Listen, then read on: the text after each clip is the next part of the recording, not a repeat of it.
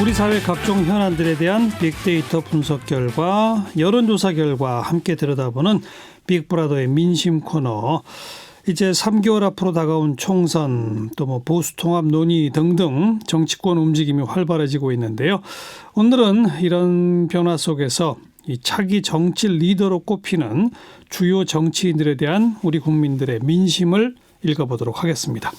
여론조사 전문가 한국리서치의 김춘석 본부장, 빅데이터 전문가 빅커뮤니케이션의 전민기 팀장, 어서 오세요. 예, 안녕하세요. 안녕하십니까.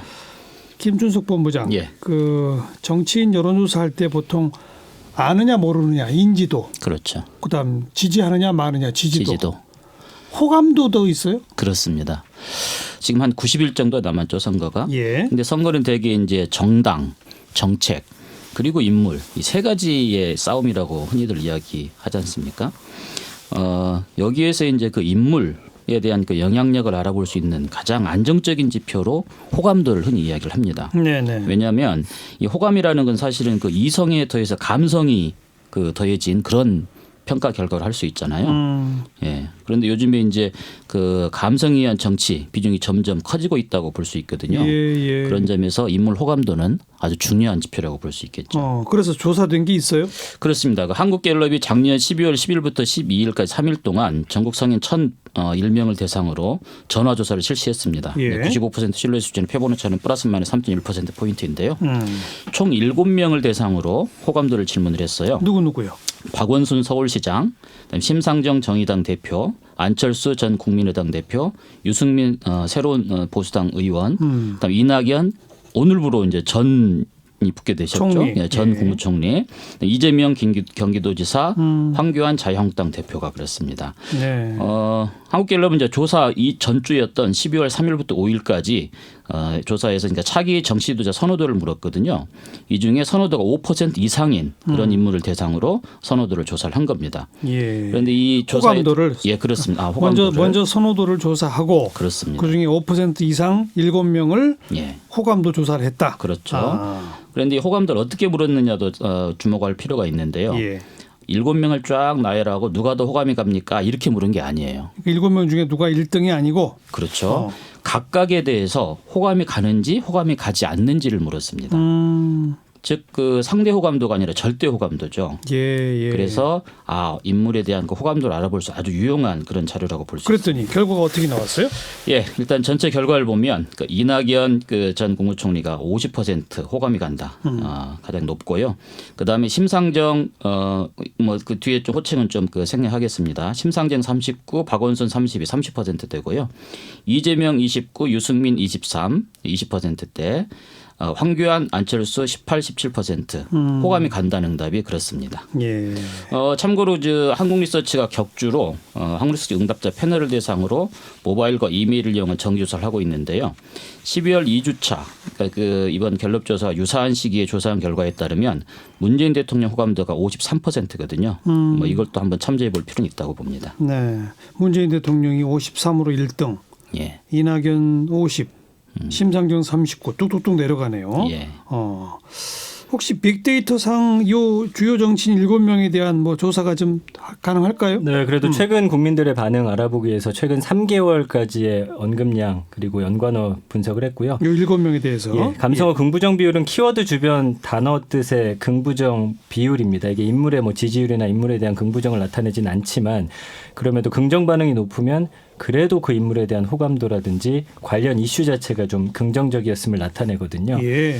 그 언급량부터 좀 살펴보면요. 그렇죠. 이재명 경기지사가 94만 5천 건으로 언급량이 가장 많습니다. 저도 이제 호칭을 생략하면 황교안 77만 2천 건, 이낙연 22만 3천 건, 안철수 15만 6천 건, 심상정 10만 3천 건, 유승민 6만 7천 건, 박원순 6만 4천 건 정도 언급 나오고 있고요.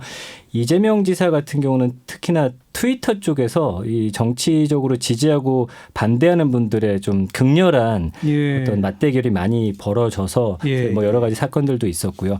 황교안 대표 같은 경우는 삭발하고 단식할 때 언급량이 굉장히 많이 올라갔습니다. 알겠어요. 예, 그래서 이재명, 황교안 두 분만 언급량은 좀 대단히 많네요. 예, 그렇습니다.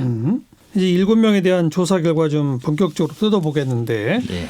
다음번 대권 주자 가운데 1, 2등은 이낙연, 황교안이죠. 그렇습니다. 이 두 사람을 좀 그 호감도 비호감도로 분석해 보면요. 예, 그 1, 2등이라는 건 아까 말씀드린 상대 지지도를 그렇죠. 말씀드렸을 예. 때였는데 호감도를 보니까 이낙연 전 총리 같은 경우는 호감이 간다 50%, 호감이 가지 않는다 33%. 황교안 대표 같은 경우는 호감이 간다 18%, 호감이 가지 않는다 67%입니다. 67. 그렇습니다. 일단 이낙연 전 총리 같은 경우는 호감이 간다는 응답이 높죠. 사실은 지금 7명 그 주요 정치인 중에 호감이 간다는 응답이 호감이 가지 않는 응답보다 높은 유일한 그 분입니다. 아, 그래요? 그렇습니다. 그리고 특히나 또 호감이 가지 않는다는 응답이 낮은 것이 특징이에요. 대개는 정치인들이 호감이 가지 않는다는 높은 것이 일반적인데. 예. 그리고 반면에 이제 황교안 그 대표 같은 경우는 호감이 가지 않는다는 응답이 호감이 간다는 응답에 비해서 49%포인트 높죠. 대단히 높아. 18대 67이니까. 그렇습니다. 예.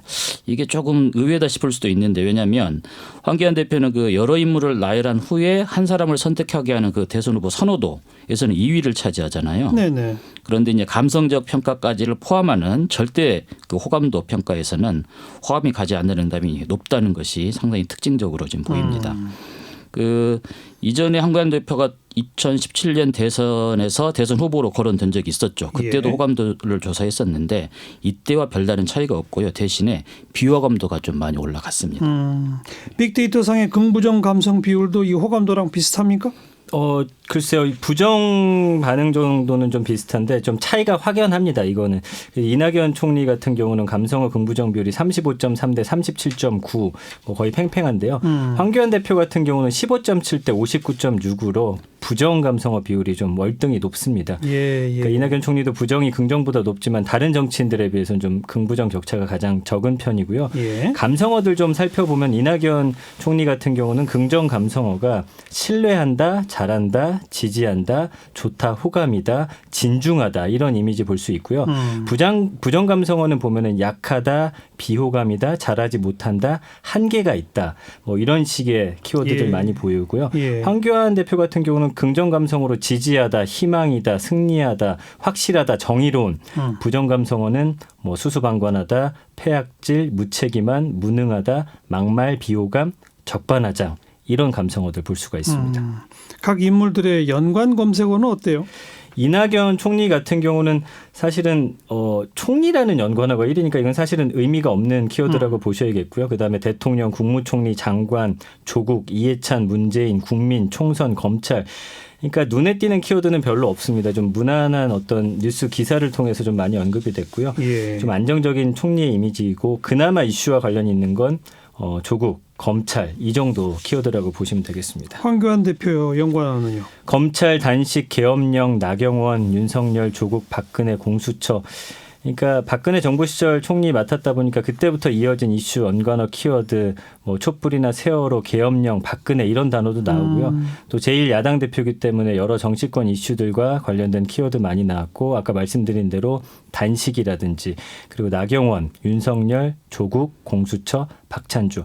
그러니까 이슈들과 관련한 그런 키워드들이 함께 보여진다라고 생각하시면 되겠습니다. 이낙연 전 총리의 경우는 그냥 그 직위와 관련된 맞습니다. 키워드들이라면 황교안 대표는 아무래도 야당 대표다 보니까 네. 각 이슈 연관어들이 많다. 그렇습니다. 다음 안철수 전 대표에 대한 호감도는 어떻게 나왔어요?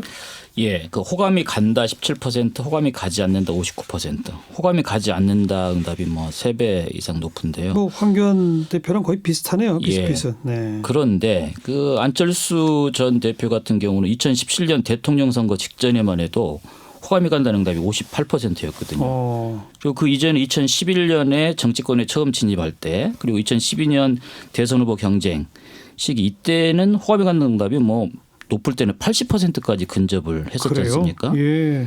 그 사실은 앞에서 저희가 이제 말씀드릴 때 호감도가 가장 안정적인 지표라고 했는데 그런 측면에서 보면 호감도 진폭이 가장 큰 그런 정치인이라고도 볼 수 있겠습니다. 예. 물론 이건 또 다른 측면으로는 앞으로도 호감도가 개선될 개연성도 분명히 있다. 뭐 이렇게도 볼 수도 있겠죠. 오르락내리락 진폭이 크니까. 그렇죠. 그 응답자 특성별로는 어때요? 예, 좀 살펴보니까 남성 보다는 여성이 더 낮고요. 그 다음에 또 이제 안철수 후보가 전 대표가 그 처음 그 정치권에 진입했을 때 그 청년 세대 희망 아이콘 이렇게까지 불리고 뭐 편됨 현상까지 있었지 않습니까? 예. 그런데 20대에서의 호감도도 한 21%로 높은 편이 아니고요. 그다음에 또 하나는 그 중도 진보 진영의 대표 주자로 자리매김이 됐었죠. 그런데 지금은 그 보수 통합의 또 대상으로 언급되고 있는 게 또 그렇죠. 현실이죠. 물론 이제 오늘 발표된 거 보니까 뭐 정치공학적인 통합 논의에 참여하지 않겠다라는 또 의지 표현을 했어요. 예. 그렇지만 이런 현실들이 반영이 돼서 오히려 진보 진영의 호감도가 더 낮습니다. 보수나 중도보다. 상당히 특징적인 그런 변화상을 볼 수가 있습니다. 네. 빅데이터 상의 긍부정 감성어는요. 안철수 전 대표에 대해서. 예, 32.1대 40.8이에요. 이낙연 총리 다음으로 긍부정 격차가 적은 편이고 최근 이제 언급된 것 자체는 이제 정계 복귀라든지 또 뭐 어떤 당과 또 통합을 할까 이런 여러 의견들과 함께 나오기 때문에 그렇게 부정적인 언급은 많지 않다라고 보시면 될 것 같고요. 최근에 이제 대선 주자들과 함께 지지율 뭐 조사라든지 이런 쪽에 좀 많이 언급이 됐잖아요. 그러다 예, 보니까 예. 문재인, 이재명, 유승민, 황교안, 심상정 다른 정치인들 이름과 함께 많이 언급이 됐고요. 보수라는 키워드가 최근에 많이 보이는데 뭐 중도나 진보라는 키워드는 안 보입니다. 연관어에서. 예, 그리고 복귀라는 단어 좀 눈여겨 보셔야 될 것 같습니다. 네. 다음 정의당 심상정 대표를 분석해 볼까요? 예, 그 심상정 대표 호감도가 2위였죠. 이 심상정 대표는 2017년에 대선으로 출마했었지 않습니까? 네. 그때 조사 결과를 보니까 그때도 한 30-40% 호감도였어요. 그러니까 이번 조사에서도 호감이 간다는 응답이 39%, 호감이 가지 않는다 45%, 가지 않는 응답이 6%포인트 이제 높긴 합니다. 예. 계층별로 보니까 남성이 호감이 간다 33, 여성이 46, 여성이 역시 높죠. 그리고 특징적인 건 역시나 그 이념 성향별로 그 호불호가 좀 뚜렷한데요. 진보 진영에서는 호감이 간다 63%, 중도 43, 보수에서는 18%입니다. 그리고 연령별로도 호감도가 30에서 50대에서는 뭐 40%를 상회하는데 예. 60세 이상에서는 26%로 낮죠. 네. 응답자 특성별로 차이가 가장 큰 그런 정치인 중에 한 분입니다. 상대적으로 진보정당 대표로서의 특징이 그대로 나타나네요. 그렇죠. 빅데이터 상에서는요. 감성어 긍부정 비율이 15.7대 58.8이에요. 지금 부정이 상당히 높은 편인데 사실은 뭐 조국 전 장관과 관련해서 사실 이때 좀 부정적인 언급이 상당히 많이 올라갔고요. 그랬겠죠. 예, 긍정 감성어 보면 지지하다, 기대, 좋아한다, 잘한다, 올바르다, 정상적이다. 부정 감성어는 반대하다, 욕먹다, 배신이다, 부적절하다, 뭐 뒤통수 맞다, 뻔뻔하다 이런 단어들 보이거든요. 연관어도 쭉 보시면 아무래도 작년 4월 패스트트랙에 오른 선거법 검찰개혁 관련한 키워드가 많고 예. 뭐 노회찬 의원의 이름 정도가 좀 눈여겨볼 만한 키워드라고 볼 수 있겠습니다. 네. 지금까지 이낙연, 황교안, 안철수, 심상정 이렇게 쭉 봤고 앞에 처음 소개한 7명 중에는 이재명, 박원순, 유승민 세 분 남았네요. 예. 세 분을 다 뜯어보긴 좀 어렵고 여론조사나 빅데이터 상에서 좀 눈여겨볼 만한 내용들 하나씩만 짚어주시겠어요? 예, 그 여론조사상으로는 그 유승민 새로운 보수당 의원 일단 호감이 간다 23%, 호감이 가지 않는다 59%인데요. 응답자 특성별로 이 20% 내외에서 크게 다르지 않다는 특히나 지역별, 성별로도 별다른 차이가 없고요. 이념 성향별로도 진보에서도 호감이 간다가 22, 중도 24, 보수 27. 즉 그래요. 모든 계층에서 예. 별 차이 없는 그런 호감도를 보이고 있다는 게 가장 특징이라고 볼 수 있겠습니다. 그런데 크게 높진 않군요. 그렇죠. 예. 또 저 같은 빅데이터에서는요. 경우는 예, 94만 건 이상 압도적인 언급량 볼 이재명 경기도지사 연관어인데요. 다른 정치인들 연관어에 지지율은 있어도 지지자는 없는데 이재명 지사 같은 경우는 지지자가 연관어 순위 6입니다. 5만 7천여 건이나 언급이 돼서 그래요. 예, 이 지사 지지자들 활동이 좀 활발하다고 볼 수 있을 것 같고요.